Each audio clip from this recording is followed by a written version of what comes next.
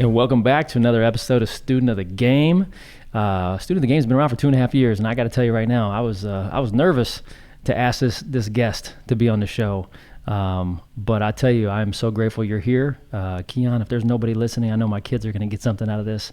Uncle Keon's going to deliver a message today. So Keion Henderson, founder, pastor of the Lighthouse Church in Houston, Texas, and my former college teammate and roommate. Appreciate you being here, brother.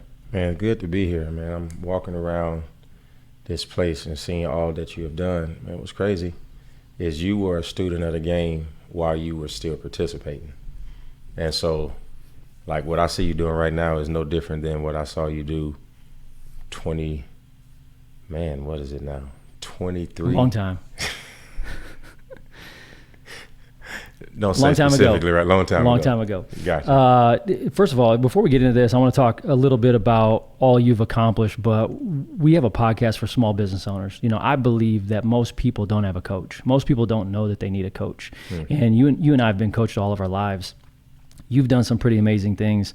Before you got to college, preached your first sermon at 14 years old. Is that right? 13, yeah, 14? Yeah. Good 14. night. Yeah, I just celebrated 30 years a month ago. Congratulations. Yes, sir. Tell us about what you're doing right now. We're going to get to your story. We're going to talk about, mastering the fundamentals just like we do with everybody. We're going to talk about falling in love with practice and what does winning at the game of life look like right now. But you are a dynamic leader. You are influential in many circles, not just in America, but around the globe. Tell our listeners what you're passionate about right now and what are you doing? Man, so many things. You know, in my line of work, you become passionate about the needs of the people that surround you. So, if I look up and I see I'm inundated with, people who need help in the political sphere, then I skew that way. If it's, fatherless sons, then I skew that way. If it's religious upheaval. So I'm kind of this chameleon that gets its colors from its surroundings. Me personally, quite frankly, I'm passionate on a personal level about the game of golf, and not for the clubs and the sticks, but what I'm learning about myself in the process. I'm being taught life through the game. Your father taught me something. He said through basketball you can learn a lot about life, and I've stayed with that mantra my entire time. I'm passionate about being my daughter's father. She's 13 and she fell in love with volleyball overnight. Didn't make the team last year. I sent her to camp. She worked hard all summer, made the team this year, and is now a contributor. So she went from not making it to contributing. So just a lot of things, and I'm sure it'll change from time to time, season to season. Well, I'm sure she was a student of the game, and she had a great role model in you trying to coach her up. But as we coach small businesses here, I want to get into a little bit. Now, I know you're humble, Texas. There's probably some similarities there. Humble to being humble. Yeah. Do me a favor. So for my listeners, if they have not heard of Keion Henderson, and you do a Google search, just tell them a little bit about some of the content you have out there on the internet that they can go check out. And that, I think that'll share a little bit of your background of what you're into right now professionally. Yeah, so I'm a pastor of a church in Houston, Texas. Been pastoring since 21.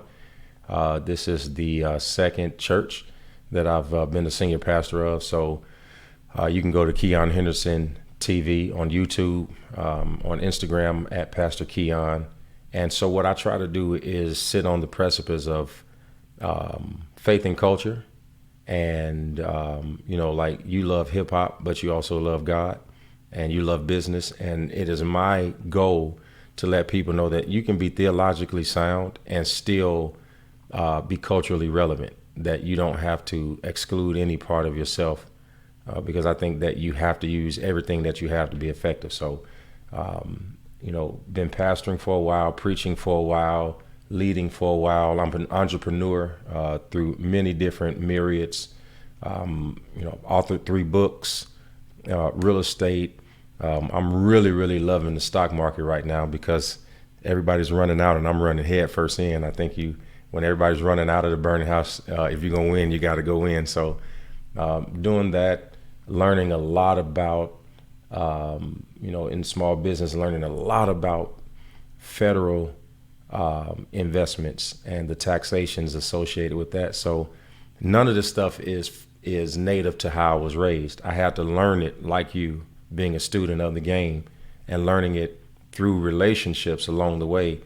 And the one thing that everybody that I know says about me, whether it's Clyde Drexler, who I just played golf with last week, or Bishop T.D. Jakes, who I've got an opportunity to be close to, or many Deion Sanders, what everybody will say to me is he'll listen. And I found out that my superpower in scaling is listening.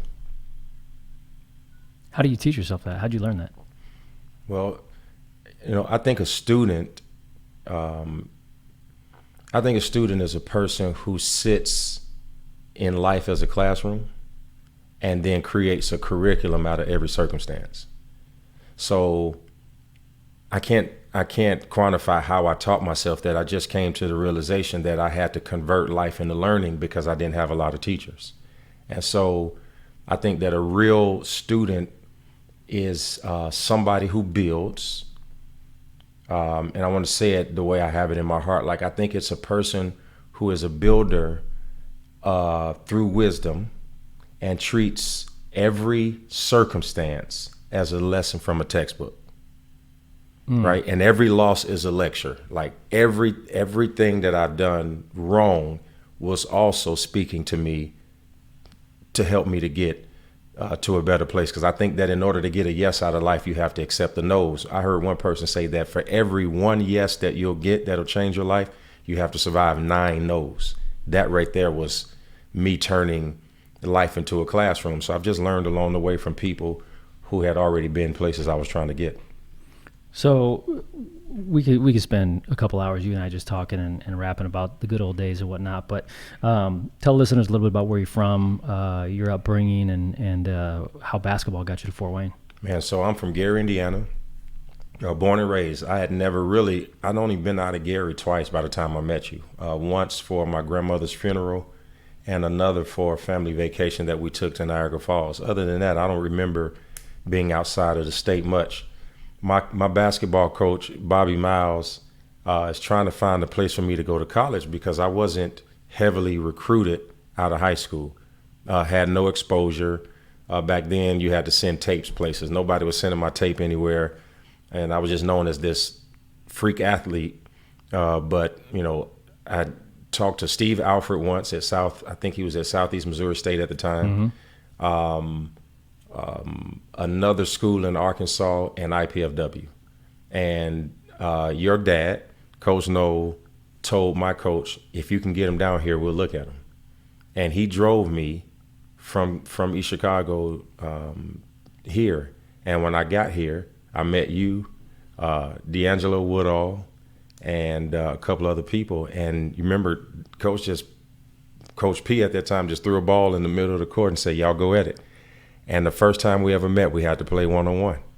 And by the time we finished that one-on-one session, all 3 of us were committed to IPFW, and the rest is history, man. I look back on it.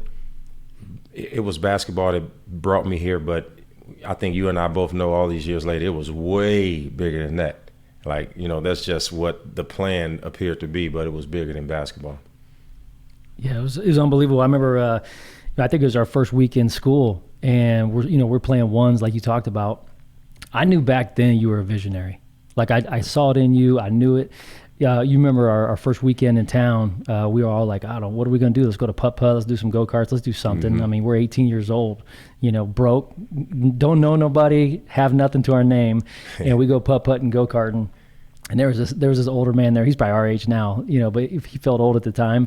And he was selling this Amway stuff. Like, hey, come over to the house, watch this videotape. I'm gonna buy you guys some pizza. And we were just thinking, I hope this guy comes and buys some season tickets and watches us play. and we went over. I tell my kids that story to this day. I took my son to putt-putt last weekend, and I told him that same story. But you were a visionary early on, and What you've done, with your career right now, I want to segue a little bit into, mastering the fundamentals. I've got some questions just in terms of, the business of church, the business of ministry, the business of changing hearts and changing lives. Because, if you look at this from the outside, it's a pretty traditional path, right? I mean, if you're going to be a pastor, you're going to preach sermons, but you've taken, I wouldn't say an unconventional approach. I would say that you've thought outside the box, and you're really, ministering to a bunch of people in a bunch of different circles. So talk about mastering the fundamentals. What's fundamental about running a church? Man, what a great question. You have to make sure that you really believe what you believe. That's the fundamental, because there are going to be so many different pervasive different belief systems that'll come in. If you're not solid on the structure and the strategy of your belief system, then it'll wane and it'll get changed by the different winds that you'll encounter. I believe that skills without foundation typically causes things to fall apart. So, I've fallen in love with the practice of perfecting the fundamentals of what I do, not so much the outcome. The outcome is going to take care of itself. I fall in love with the practice. Repetition builds tolerance, right? And then once the tolerance comes, then it gives you the sustaining power. So people come into church and they typically are not coming there because everything is okay. They're coming there because they're at the end of some rope and they feel like they have lost. And it is my job, through what I believe, to get them to believe that they can win again, and that failure isn't the end. It's like the opportunity to begin again with increased intelligence. So my entire approach to organized religion is you can continue in spite of the fatigue that you feel. Like, you can keep going. I know you don't feel like you can. Well, there's always more. We learned that in basketball, right? It's like you do one suicide, or you do, one pain party, and we thought after a mile we were done, and then we went again. So it's my job to give people that endurance. And I think that when life just continuously throws things at you and they just stack up one after the other, after other, you have to get to the place where you realize that God himself is not measuring you on the wins and the losses, but just how you show up. The race is not given to the swift nor the strong, but the one that endures to the end. So I'd say to anybody listening, half of this thing is just not giving up, that you just gotta master showing up to practice. You'll be surprised how well you'll do at the game if you fall in love with the preparation. That is so good. My guy Keion Henderson says, "The body has limits, but the mind is limitless." I think what you're talking about here is we had some brunch today, and we were chatting. I kind of feel like we're in a very similar business. Like, we're in the lifestyle business. Mm-hmm. We meet people when they're getting married. We meet people when they're going through a divorce.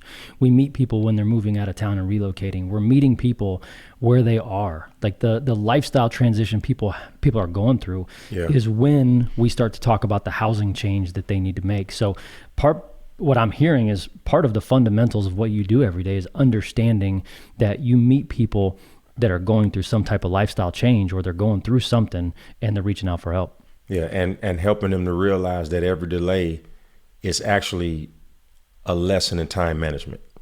Mm-hmm. Like, it's an opportunity to increase your time management skills. It's like being a steward over resources, or strengthening your patience, like realizing that there's another way to look at it. And sometimes you got to slow down to be set up. I give this example of like a bow and arrow. Like, the bow is only effective by the pullback. The further you pull it back, the further it goes. It's like a golf swing, right? You're an excellent golfer. Well, I know when I watch you that if you hit the ball right down the middle like you typically do, it's because you finished the backswing. And if you go too quick, it's going to go right. Or so everything is about patience. Everything is about waiting. until Timing. things are set. Timing. And don't waste any season. Like, you have to use it to build systems, study your market, sharpen your skills. All of that is baked inside of the lesson if you are willing to take the class. You said seasons. I got to go back to a story real quick. So I don't know if the listeners know that I've won a couple dunk contests during the season we were in college. Keon's laughing right now if you can't see him, if you're not watching this on YouTube. But I've won a couple dunk contests, and the ones that I've won are the ones that Keon asked me to throw the ball off the backboard, watch my head a little bit, and he was going to jump over me and dunk the ball with two hands. So if you can just picture, I'm probably like, 5'12". I'm a pretty big guy. And Keon jumps over me multiple times to win dunk contests. So that's my claim to fame when it comes to dunk contests. But I had to throw that in there. The only way I could jump over your head right now, you would have to lay on the ground flat. Then I could do it. I'm talking to my kids right now. And if you get something out of this, I hope you, the listener, get something out of this. I'm talking to my kids right now. Be involved and build a community, not for the results or the outcomes, but for the relationships. Keon and I go back. We were 18 years old when we met. I got an 18-year-old daughter who's in her freshman year right now of college, and it's like that's the year I met Keon and Dee and some of my lifelong friends that we continue to stay in contact with. Not on a regular basis, but we pick up exactly where we left off, whether it's been 6 months, a year, it doesn't matter. And so you out there, if you're feeling lonely, if you're running a business and you feel like you're doing it all by yourself, if you're rowing and you don't see anybody coming in for help, just know, if you want some love, you got to go give it away. If you want a friend, you got to go be one. If you want a successful business, you got to take action. You got to take action. That was one of the themes of our last podcast. Speaking of taking action, Keon, put a plug in here. You got a podcast. Yeah, I got one called Take Action. I teach that your network is your net worth, right? You're no more valuable than the people that you have in your space. And our relationships survive not off of in-kind gifts, but reciprocity. Like, whatever I give, I get. And it doesn't have to be the same thing that I give. Our relationship has survived all of these years off of receive and take. I remember the day you changed my life, and you didn't even know it. You graduated a year before me because of my injury, my ACL, and I redshirted. So we came in at the same time. We were supposed to go out at the same time, but I was a year behind. And you left to go sell real estate, and you bought a Lincoln LS. It was this gray colored Lincoln.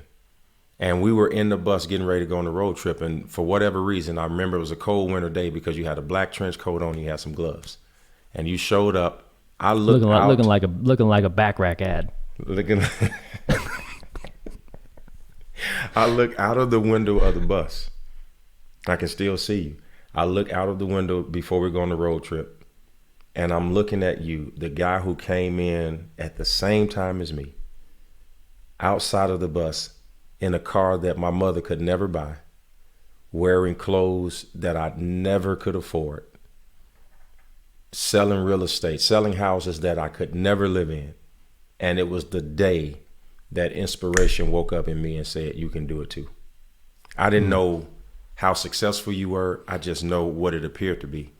And I think folks need to know that the Brad that they know and are listening to right now, that guy was there at 21, 22 years old. He was doing the same thing. So that was an aha moment for me. So it was etched in my mind, and I still remember to this day, and it kind of catapulted me into believing that more was possible. Appreciate that. One of the things that we talk to our kids and even our team about is I believe we have a responsibility, right? I mean, you could talk about your faith this way. You could talk about your role in your family. But I believe we have a responsibility to set high goals and go after them with every ounce of giftedness that we have in our bodies. Yep. And the reason is not because you're going to hit those goals, but it's the ripple effect that we create for everyone around us. And I didn't know how to communicate that at 21, 22 years old when I'm showing up in a Lincoln. I just knew that I had a job and I had more money than I ever had in my life because I was broke in college and made a couple sales and went out and got a nice car. Yeah, but it's what I call stewardship before scale. Like, if you're faithful over a few things, that's the litmus test for being ruled over much. Like, if you can't manage pennies, you can't manage $1,000 wisely. If you can't manage $1,000 wisely, then you won't be ready for $100,000. So when you respect the resources that you have, stewardship itself attracts sustainability. And that's what I learned looking at you. Like, I remember the 1990 Buick Regal that was red with 200,000 miles on it. Man, I just told someone about that car the other day. Every time I stopped at a stop sign or a stoplight, the car was shut off. So I had to, I had to do these rolling stops. So like I see the light change colors, and I had to start slowing down because I knew if I stopped, I'm toast. Wow. I'm toast. Wow. We all have those we all have those stories, and I appreciate you in my life to help me recollect those. And like I said, if anybody's listening to this podcast, I'm grateful for you. But I'm recording this for my kids, man. This is Uncle Keon, and he's sharing some wisdom and some nuggets. And you do have a responsibility to go out, set big goals. You do have a responsibility to take action. You do have a responsibility to make sure that the people around you see you living out your purpose. Yeah. Keon, you have a gift, man. Let's talk about it for a second. So, do you ever get nervous speaking? Yeah, every time. I think that's the way that I know that I'm talking like stage fright. I'm not talking butterflies, because everybody should get the butterflies, but I'm talking like nerves. No. That's a gift. No, I get the butterflies every time though. It's the measurement that lets me know that I'm not going up in my own power. But stage fright, no. Talk to the people, the small business owners here that need to go do a presentation or a proposal, or I'm getting ready to put something together, and I don't do many proposals or presentations throughout the year. Give them some behind the scenes tools on how to cope with that, how to manage that. Yeah. So the first thing I think you have to do is you have to do what I call study yourself full. Most people are nervous because they're not prepared. If you're prepared, that takes care of half of the fear. So you study yourself full. Everything that you can discover about the topic that you're getting ready to talk about, I want you to study yourself full. I want you to have so much information that you are quite aware that you won't be able to share it all. So you fill yourself up with information. You study yourself full. And Bishop Jakes taught me this because I asked him a question, and this was the answer he gave me. He said, you study yourself full. And then he said, then you think yourself clear. What is it about what I have put together is meant for the people I'm going to talk to? Because everything that I get in information isn't necessarily good for presentation.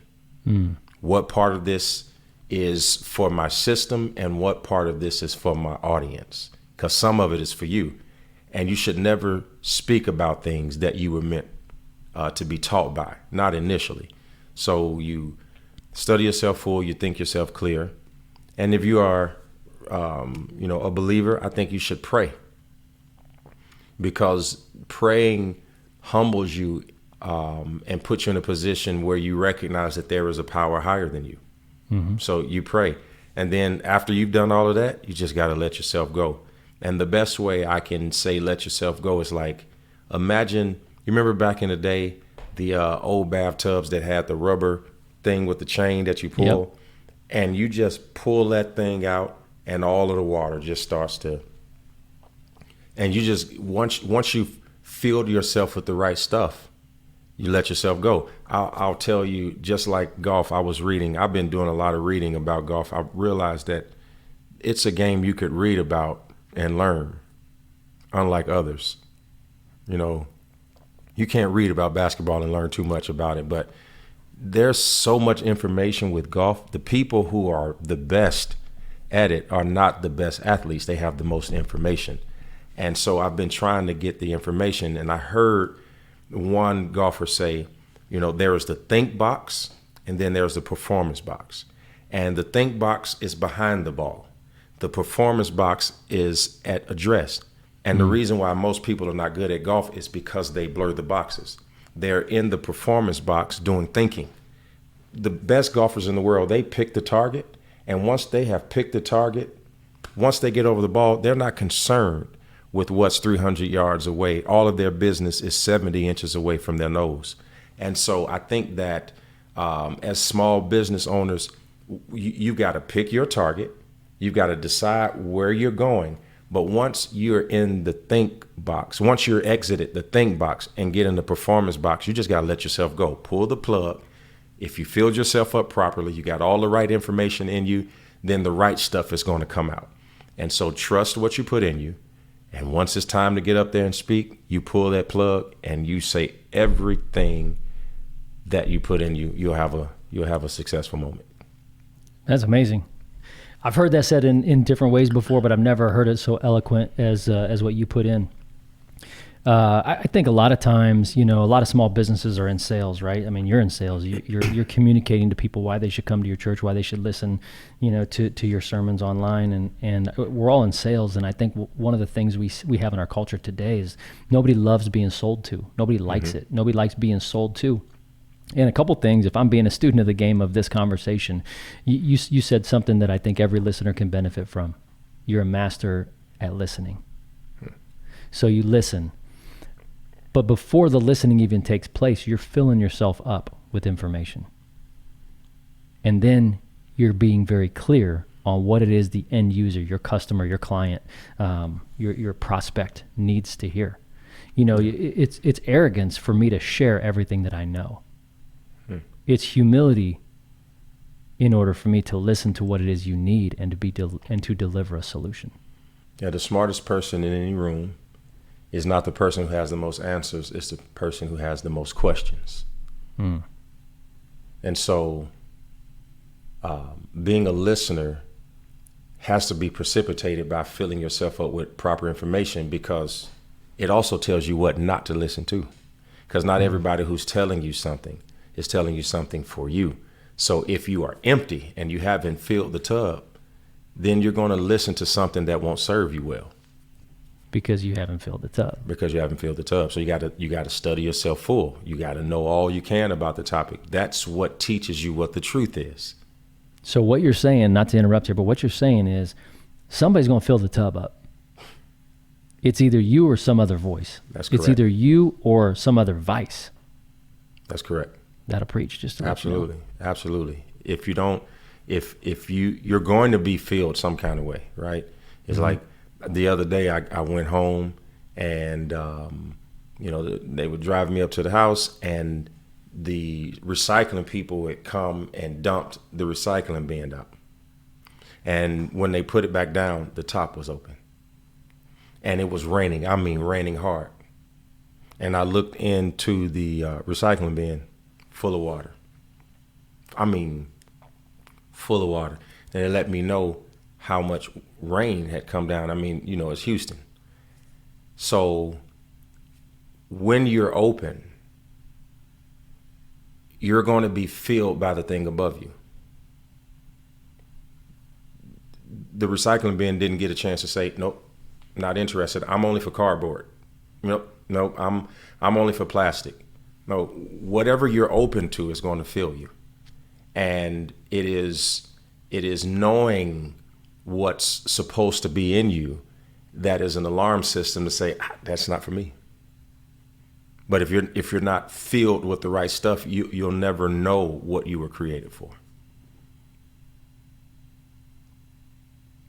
I just forgot I was hosting a podcast for a second. I thought I was just listening to you rip here. That's unbelievable. I'm taking notes. Tell me a little bit more about practice. So because you're an entrepreneur, you're writing books. You got some, you're not just writing books, you're writing bestsellers.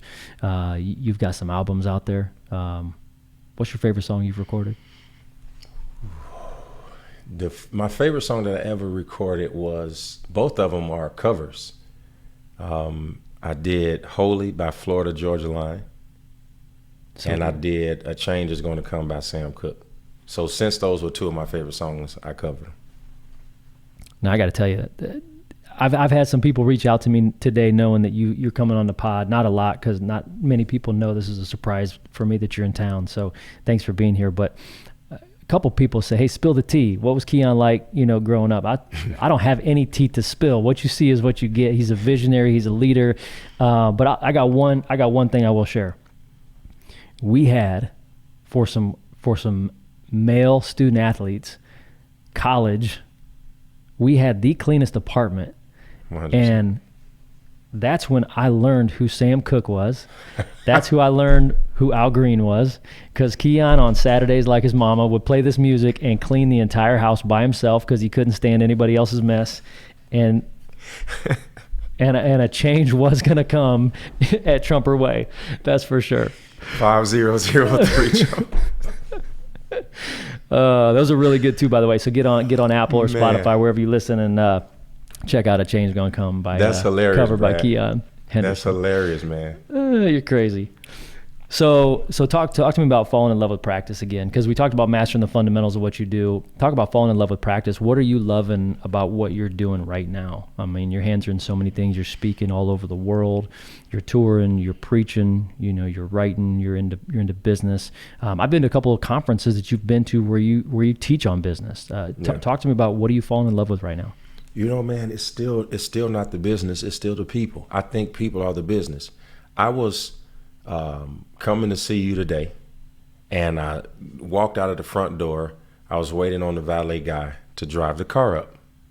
I was on the phone with my wife, and she was telling me about what meeting she was on at the same time. So I had it on speakerphone, and a lady comes across the street and she says, "Are you Pastor Keon?" I said, "Yes, ma'am." I told my wife, I said, "Hold on, baby." So she walks across the street and she says, all of the people, well, she's working in a restaurant, and because they're not paying you, I won't say which restaurant it is, but she says, come over here and eat. She says, I live in a shelter. And she says, all of the women in the shelter watch you every Sunday. Almost. Let me ask you this. You're in mid-thought, so I want you to keep it, but did she know you used to live in Fort Wayne? I doubt it. She had no clue. She's probably too young to even remember that I did. Right. And so the people you are impacting and improving their lives every single day. Yeah, that's it. Nothing more, nothing less. Wow. I don't want this to go too long because we've got a lot to do tonight to get ready for some golf tomorrow. But as we talk about in business, I want to share one thought with you, and I want to see how this applies to faith. My last question you can get ready for is what does winning at the game of life look like for Keion Henderson and for your family? But we came up with this framework in sales. Okay, how does this apply to faith? So we have this, and I'm going to pull this up for the people watching. They can see this baseball diamond. So we got this analogy, and we call this the relationships win framework, because in the game of life we believe relationships win. So in faith, how does this relate to sales? So what we created is we believe that first base is about connecting. It's about genuine connecting with other people. Once you connect with somebody, that should lead to a conversation. All right. And this is all about how to grow a business and sell something. You connect with people, and that leads you to a conversation. Once you have a conversation and you listen, like you put so eloquently, once you listen to somebody's needs and you become somebody that continues to serve other people, you may pick up on something that they need that you have, or a person that you know, and then you give them an introduction. And when that introduction is made, you are adding value to that relationship. So you connect, you have a conversation, and then you create introductions. Every once in a while, somebody after a conversation is going to introduce me to somebody who's going through a lifestyle change that needs to make a housing change, and I'm going to benefit that by then going to home plate and making a sale, only through advising somebody. So is there a space, and we didn't talk about this ahead of time, but is there a space in what you do, getting people who come to you who maybe are hurt or lost, connecting with them, having conversation, giving them introductions, and then the sales would be what? I think our strategy is the same. You said we're in the same business because when people come to our church, obviously they come because of a lifestyle change, right? Mm-hmm. Some. And then people say, hey, I've got this pastor I want you to listen to. He helped me.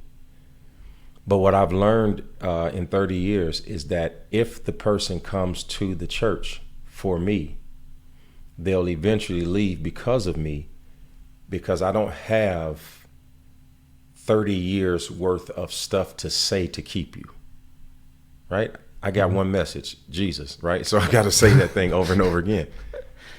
So like you, my goal is to make sure that anybody who's brought to me, that I then turn around and guide them towards 7 relationships that are outside of me, because people will stay where they have relationships. So the Bible says that Jesus could no longer perform miracles because he was no longer perceived to be the Son of God. He didn't lose any power, but your power to affect somebody's life is lost by the perception they have for you. And so my goal is to make sure that my good isn't evil spoken of, that they can always have a great perception of me. And then 2, to make sure that they have relationships outside of me. Every small business owner, if you hear what I just said, that's the same way you keep your business efficacious. Making sure that you guide people towards experiences in people outside of you, and make sure that the perception that they have of you stays intact. The book that I've read that changed my life and taught me how to do this, I would say, quasi prolifically, would be Stephen Covey's book called The Speed of Trust. And he said in that book that when trust is high, cost is low. But when trust is low, cost is high. Here's the example he gives. He says, do you remember the lady who got the cup of coffee from McDonald's? It was big news. She spills it on her lap. It burns her. So McDonald's has to spend millions of dollars in R&D to build another cup that has a lid on it, because McDonald's coffee used to come without a lid. 89 cents. Now they've got to raise the price of coffee. McCafe is born. Now you're paying $8 for something that's 10 cents in value. The cup is more expensive, all because people no longer trusted the process of getting a hot cup of coffee through a window. So trust went low, costs went high. Now we got to do R&D, we've got to do commercials, we've got to let everybody know it's safe to come back again. It goes from Ronald McDonald to McCafe. See, all of this is a result of low trust. And so in your business, it is too expensive for people not to be able to predict you. So you have to make sure that you keep the trust high so that the cost of business remains low. Keon, that's phenomenal. I said we'd come back to this question, but what does winning at the game of life look like for you? Like, how do you know you're winning? I know I'm winning because I met a guy at 18 and we're still as close today as we were then. I think that I'm winning. Like I told you at breakfast, if my wife says to me, how can I help you today? I know I'm winning when my daughter asks me advice on, things that, fathers and daughters may not necessarily talk about. I'm winning if I'm just able to a little bit break into that barrier and still be, a source of information for her at 13, where, she seems to want to have something to do with everything except for me. So true. I measure it by the response and reactions of people who I love and the longevity of our relationships. I do not measure success by anything in a bank account. I do not measure success by anything in a garage. I do not measure success by the address that I have. I do not measure success by what's on the hangers in the closet, because I have been successful without all of that. I measure success by the impact I have on people and the longevity of the relationship after they know who I am. Period, point blank. Mic drop. I mean, we can end it right there. That's phenomenal. couple things before we go. I want your hot take on a few things. I want your take on, as a pastor, as somebody who pours into other people 100% of your day. How do you fill your own tank? What do you do for personal growth? I take away. Sometimes I just realize that I'm empty and I leave because I can't fill you if I don't have it. So I recognize that rest is a strategy. So I've learned in the last 3 or 4 years to rest more. Number 2, I don't hire smart people and then tell them what to do. I try to hire the right people and get out of the way. And number 3, I inspect what I expect. I am always asking somebody about something that somebody else is supposed to do without asking the person that I asked to do it. I study, I read, I pray, I work out, because I don't know if you can be mentally healthy if you don't do something towards the physical aspect of it. And I'm not saying everybody needs to be some fitness model, but I think you need to find a way to keep moving. You gotta move. You gotta keep moving. So those are the things that I think I do. Try to eat as best I can. Try not to take things personal. I try to be grateful and have empathy, because I think that gratitude is a life hack. I think that empathy keeps you humble, because even if I feel good, I'm always keen on not resting because there's somebody somewhere around me struggling. So I try to feel what people feel, not in an unhealthy way, but it keeps you balanced to let you know that you can't get so detached from where the world is because you don't see it in your world. Because there is a bigger world that we're all supposed to help make better. So, yeah, and that's a message that people need, and that's a message that if you're not following Keon on some social site, get over to YouTube, get over to Instagram. Please follow Keon. It's gonna help your mental. It's gonna give you some motivation for the day. And I'm just giving you the plug right now, because you're right. And wherever you see the world right now, it could always be 1% better. That's back to being a student athlete. That's back to our days of the body has limits, but the mind is limitless. Like, you can do more. We can do more together.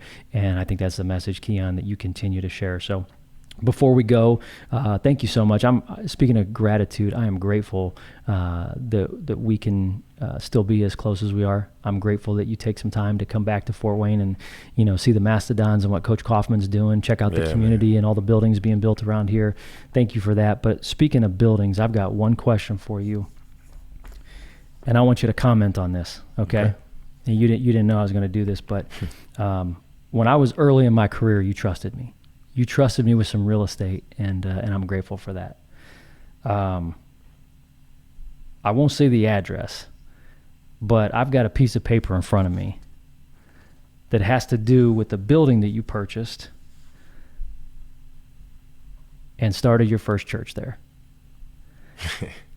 And I just want to say thank you for trusting me to help you with that. Give the listeners some insight. What was the 23-year-old Keion Henderson doing buying a building and starting a church? First of all your YouTube subscribers, can we please say I was your first subscriber? You were making CDs back in the day of your sermons, and I said, put me on the subscription list. I still got the box at home. I sent you the pictures of them. Your sermons are phenomenal, but tell me a little bit about, what did you see? What was your vision of buying a church at the age that you did and the risk that you were taking? Man, Brad, it was no strategy, man. I just didn't know I couldn't.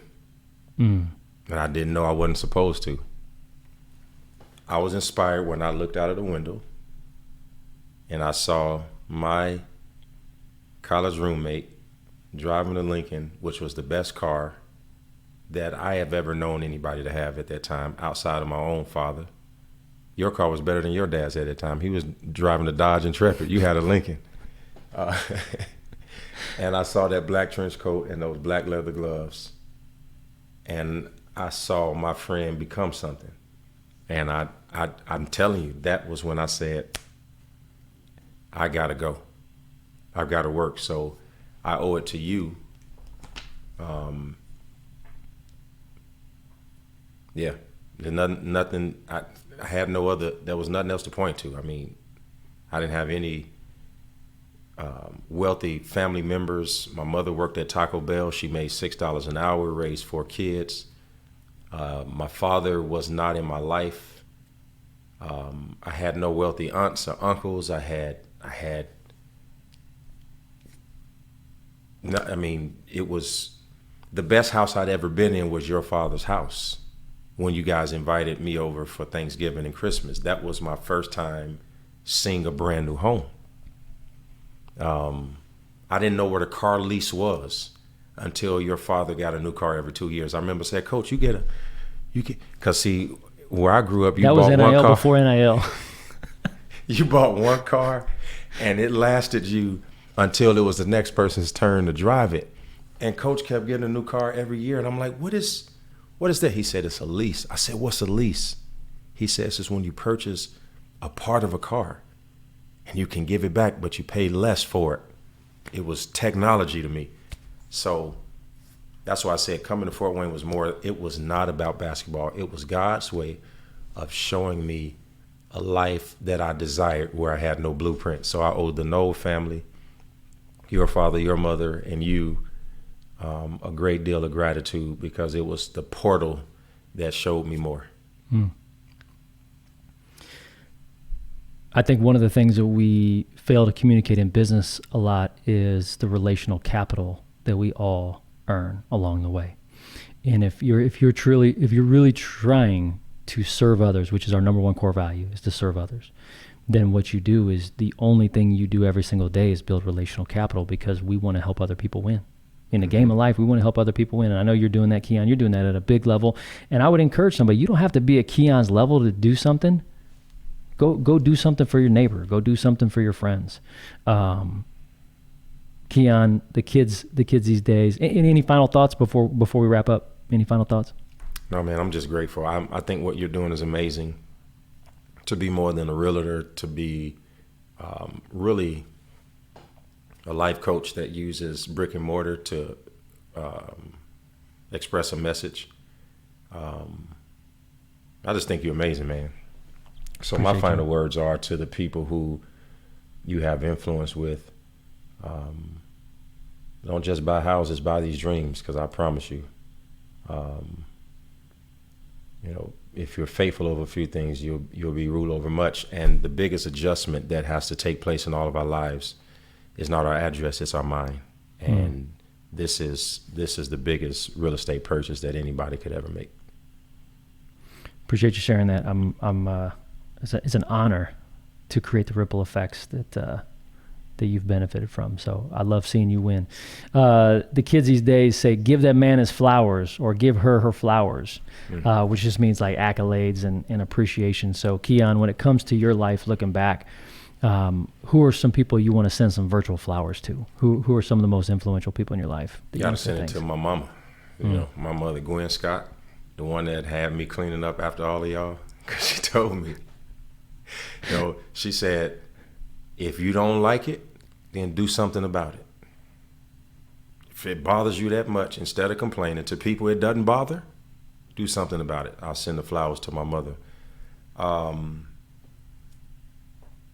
send these flowers to Bishop T.D. Jakes, who saw me as a young preacher and saw something in me and just poured and showed me and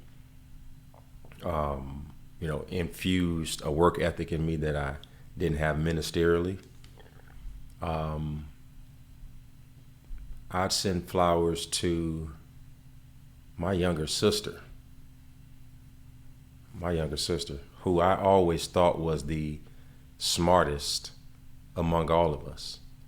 And she is my encourager, consistently.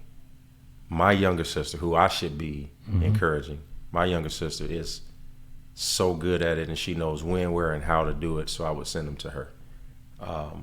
Obviously, my wife, who is one of the strongest women I've ever met. She's powerful. She is thoughtful. Just an amazing human.